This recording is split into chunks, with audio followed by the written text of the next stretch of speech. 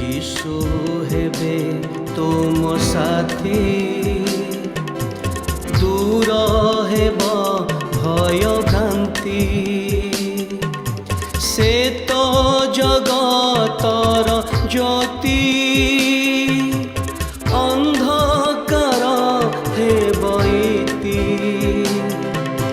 प्रात ज्योति, प्रात ज्योति, जीवन जला प्रात ज्योति। नमस्कार प्रिय दर्शक बंधु, प्रातज्योति कार्यक्रम आउ एक नूतन अध्याय को आपण मानक विशेष विशेष स्वागत जनाए।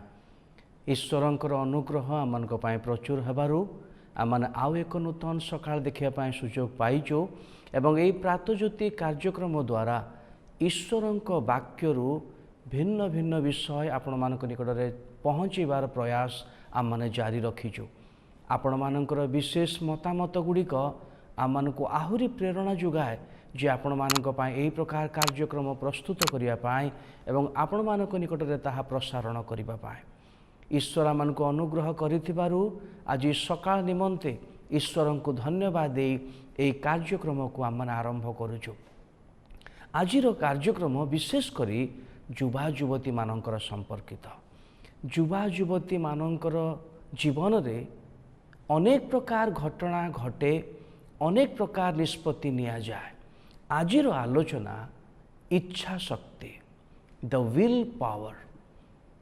मोर प्रिय दर्शक बंधु माने, जदि आपण माने जड़े युवा किबा युवती अटंती, एई बयस रे अनेक समय आमर इच्छा शक्ति गुड़ी को नियंत्रण करिबा एवं इच्छा शक्ति गुड़ी को जानिबा निहाती आवश्यक। अनेक समय रे आमनक जीवन रे इच्छा शक्तिर अभाव हेतु आमे अनेक गुड़े कार्य करि पारि न थाउ। अनेक गुड़े इच्छा शक्ति थिबारु आमाने अनेक गुड़े कार्य साधन करि थाउ, किंतु आमनकर एई बयस रे अनेक गुड़े विषय निष्पत्ति नौ नौ आमनकर इच्छा को आमनकु जानिबा को हबो। कारण जेतेबेले मनुष्य आमनक जीवन रे भिन्न भिन्न प्रकार स्तर अछि, भिन्न भिन्न प्रकार इच्छा शक्ति अछि। तेणु एई इच्छा शक्ति को आमने जानिबा दरकार जे मु इच्छा करुथुबा विषय ताहा केते दूर उत्तम एवं ताहा केते दूर मंद। अनेक समय रे एई विचार आमने करि पारु नथुबारु आमने अनेक समय रे इच्छा करुथुबा विषय द्वारा आमने धरा पड़ी थाउ एवं एई इच्छा करुथुबा विषय द्वारा आमने अनेक समय रे पतित हेई जाओ। किंतु मोर प्रिय दर्शक बंधु माने, आपण मानक जीवन रे एक इच्छा शक्ति निहाती आवश्यक। किंतु कौ विषय रे आमे केमती जानिबा जे मो जीवन रे जहा इच्छा होउची ताहा उत्तम बोली। अनेक समय रे आमानक जीवन रे अनेक गुड़े उत्तम विषय इच्छा हुए, उत्तम विषय जानिबा द्वारा इच्छा हुए, किंतु उत्तम कर्म आमने इच्छा करुथुबा विषय करि पारि न थाओ। एहा बेले बेले आमनक जीवन रे द्वंद्व रे आमनक पकई दिए। किंतु मु आजी आपण मानक उत्साहित करिबा पाई पवित्र शास्त्र बाइबल रु गोटे अंश पढ़ी जहाँ मानकर इच्छा शक्ति को आहुरी टिके सबल करिवो, आहुरी टिके शक्तियुक्त करिवो। मु आपण मानक पाई पढ़ी रोमियो पुस्तक तार 7 अध्याय 18 एवं 19 पद पढ़ी सारिबा परे संक्षिप्त रे आमनक जीवन रे थिबा इच्छा शक्ति को नियंत्रण करिबा विषय रे अल्प आमने आलोचना करिबा। ए जगह एई प्रकार लेखा अछि, कारण मो ठारे अर्थात मो शरीर रे जे कोनोसी उत्तम विषय वास करे नाही, एहा मु जाने। जेणु मु इच्छा करि पारुअछि, किंतु ताहा उत्तम ताहा करिबा निमंते मोहर सामर्थ्य नाही। कारण जो उत्तम कर्म करने को मु इच्छा करे ताहा करे नाही, किंतु जो मंद कर्म करने को मु इच्छा करे नाही ताहा करे। आपण एई पद को भल भावरे मन दे शुणंतु। जदि एई पद आउ थोरे शुणिबा पई इच्छा आपण आउ थोरे शुणी पारिबे। कारण गोटे जीवन को निर्धारण करिबा भली एक कथा एई स्थान रे लेखा अछि।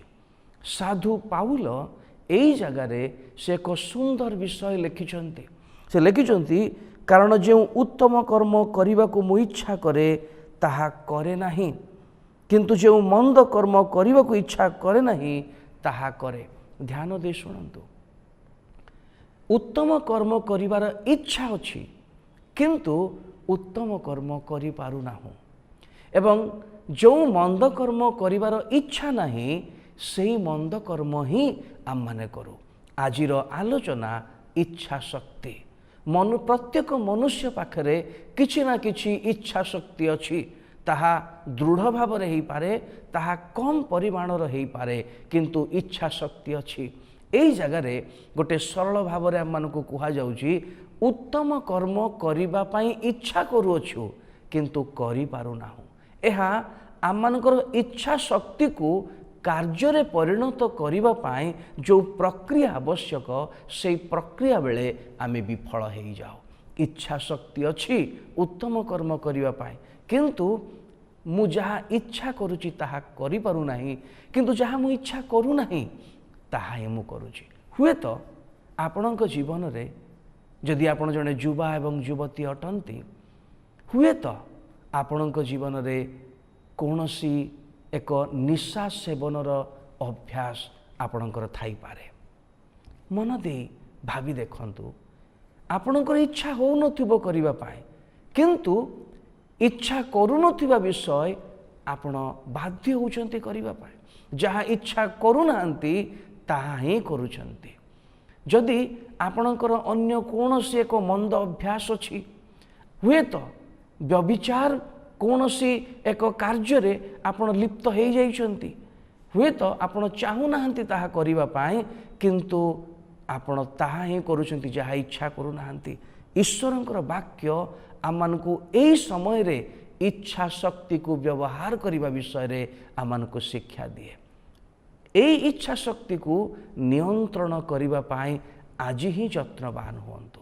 ଯଦି ଆପଣଙ୍କ ପାଖରେ ଉତ୍ତମ କର୍ମ କରିବାର ଇଚ୍ଛା ଅଛି, ସେହି ଇଚ୍ଛାକୁ କାର୍ଯ୍ୟରେ ପରିଣତ କରନ୍ତୁ। ମନୁଷ୍ୟର ସ୍ୱଭାବ ଭାବରେ, ମନୁଷ୍ୟର ଚରିତ୍ର ଭାବରେ ଈଶ୍ୱରଙ୍କର ବାକ୍ୟ ମଧ୍ୟ ଆମମାନଙ୍କୁ ପରାମର୍ଶ ଦିଏ, ଯେଉଁ ଉତ୍ତମ କର୍ମ ଆମ ଜୀବନରେ ନାହିଁ, ଇଚ୍ଛା କରୁଛୁ କିନ୍ତୁ କରିପାରୁନାହୁଁ। ଆପଣଙ୍କର ଇଚ୍ଛା ଶକ୍ତିକୁ ଆଜି ହିଁ ନିୟନ୍ତ୍ରଣ କରନ୍ତୁ। ମୋର ପ୍ରିୟ ଦର୍ଶକ ବନ୍ଧୁମାନେ, ମୋର ଯୁବା ଯୁବତୀ ଭାଇ ଭଉଣୀମାନେ, ଆଜି ଆପଣଙ୍କର ଇଚ୍ଛା ଶକ୍ତିକୁ ଆପଣ ନିୟନ୍ତ୍ରଣ ଯଦି କରିପାରିବେ, ଆପଣଙ୍କର ଜୀବନ ଗୋଟେ ସୁଗଠନ ଜୀବନ ହେଇଯିବ। ଆପଣଙ୍କର ଭବିଷ୍ୟତ ଉଜ୍ଜଳ ଭବିଷ୍ୟତ ହେଇଯିବ। ଈଶ୍ୱର ଆପଣଙ୍କୁ ଆଶୀର୍ବାଦ କରନ୍ତୁ। ପଦେ ପ୍ରାର୍ଥନା କରିବି। ମଙ୍ଗଳମୟ ସ୍ୱର୍ଗସ୍ଥ ପିତା, ଆଜିର ଦର୍ଶକ ବନ୍ଧୁମାନଙ୍କୁ ଅନୁଗ୍ରହ କର। ସେମାନଙ୍କ ଜୀବନରେ ଯାହା ଉତ୍ତମ ବିଷୟ ଇଚ୍ଛା କରୁଛନ୍ତି ତାଙ୍କ ଜୀବନରେ କରିବା ପାଇଁ, ତୁମର ଶକ୍ତି ଦ୍ୱାରା ସେମାନଙ୍କୁ ତୁମେ ସାହାଯ୍ୟ କର। ଗୌରବ ତୁମେ ପାଅ। ଯୀଶୁଙ୍କ ନାମରେ ଏହି ପ୍ରାର୍ଥନା ମାଗୁଛୁ, ଆମେନ୍। ଧନ୍ୟବାଦ।